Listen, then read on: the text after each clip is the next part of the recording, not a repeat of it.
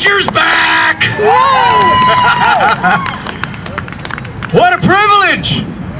Once again, to have the opportunity to address another well-dressed, angry mob. Hello. My name is Paul, and I'm a Teapartyer. I'm an addict. I'm addicted to freedom, and I don't want a 12-step government program to wean me off of it. I got hooked on freedom at a very early age. It's a lifestyle that I didn't choose. I was born into it. It runs in my family. My grandparents and my great-grandparents died with it. Many of my family and friends died for it. Freedom is not a cheap addiction. It's pretty expensive. How y'all doing? But I'm willing to do whatever it takes to keep mine and have enough to share with others. Normally, I'm a pretty peaceful person. But if you try to take my freedom from me, I have a tendency to become a little bit radical. You know, I even became a pusher. I wanted others to experience freedom too. Lately, I've learned that freedom might be declared a controlled substance, and it might be regulated by the federal government. But the freedom I enjoy refuses to be regulated. Nobody will ever talk me out of it or take it away from me. I choose to die if necessary in order that my children and my grandchildren can feel what it's like to truly be high, to be free. It sounds selfish, I know. Once you try freedom, nothing else will ever do. The moment Barack Obama took the oath of office to become the 45th President of the United States, this nation was set on a course that proved to be foreign to our past and will undoubtedly prove to be detrimental to our future. He's proud to say that his favorite American leader was President Lincoln, but he is far from an emancipator. He may have been sworn into the presidency with his hand on Abraham Lincoln's Bible, but unlike Mr. Obama, President Lincoln actually opened the thing and read it. History remembers President Lincoln most for freeing an enslaved people. President Obama will be remembered by future historians for enslaving a free people. President Lincoln sought to bring unity to a country torn by civil war. President Obama has brought division by declaring war on the Constitution, the Bill of Rights, and ultimately the American people. His utter disregard for the will of the people and his totalitarian, partisan approach to implementing legislation and policy has brought more shame to the Oval Office than Bill Clinton or Richard Nixon ever could. Yeah, right. He was hailed as a savior, but he's being revealed as a deceiver. Many Americans thanked God for his election, but many more are now thanking God that he will only be a one-term president.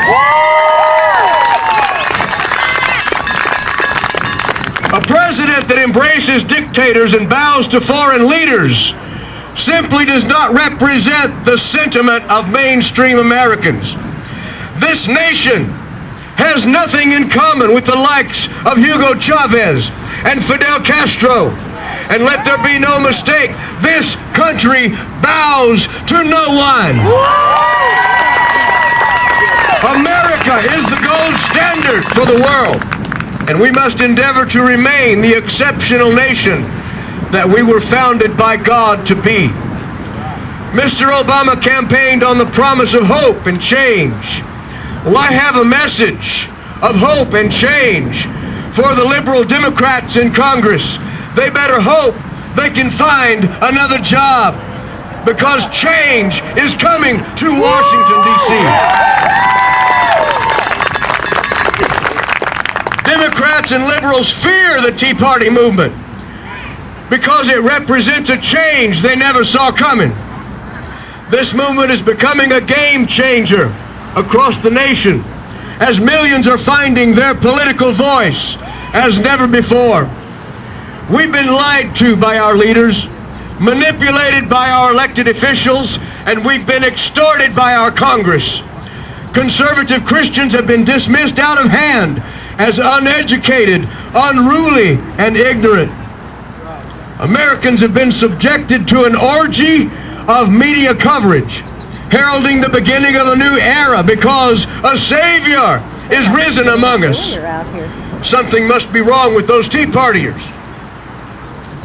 Well, something may be wrong with me after all, because I tend to hear voices.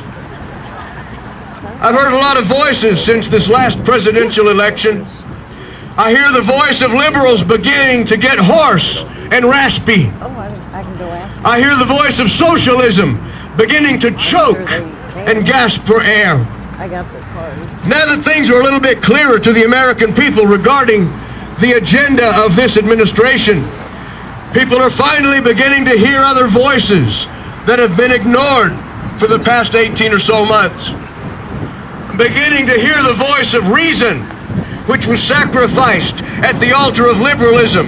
And that voice is saying, this administration and the insane liberal spending has got to be stopped. I hear the voices of people who are finally willing to say without intimidation, the emperor has no clothes. I hear the voices of unborn generations of Americans demanding action from those of us standing here today. I hear the voices of housewives, steelworkers, teachers and clergy and everyday citizens growing stronger with each passing day. I hear white voices, black voices, Hispanic voices, and others screaming out for freedom from government control. I hear the collective voice of the American people getting stronger and louder as a day of reckoning draws near. I hear the voices of the people of the Permian Basin demanding accountability from our leaders in Washington. Odessa, Teaparty. I hear the voice of Texans who want our borders closed and regulated. I hear the voices of those who feel that enough is enough already. Are any of those voices here? Mr. Obama hoped that the Tea Party movement was just a flash in the pan. So did King George of the British Empire. But in 1773, King George heard voices too. He heard the voices of revolutionaries, and it was only an indicator of things yet to come. Mr. Obama, we are not terrorists. We're not subversives. We're not uneducated sheep willing to be led to economic destruction. We are revolutionaries. We are the modern-day counterpart to our forefathers who loved their nation, their freedom, and their God. We're now ready. We're willing and fully able to take this country back to a place of respect and a place of solvency. We will relentlessly pursue and utterly defeat the enemies of freedom, whether they be in a bunker in Baghdad or a comfortable seat in the Senate.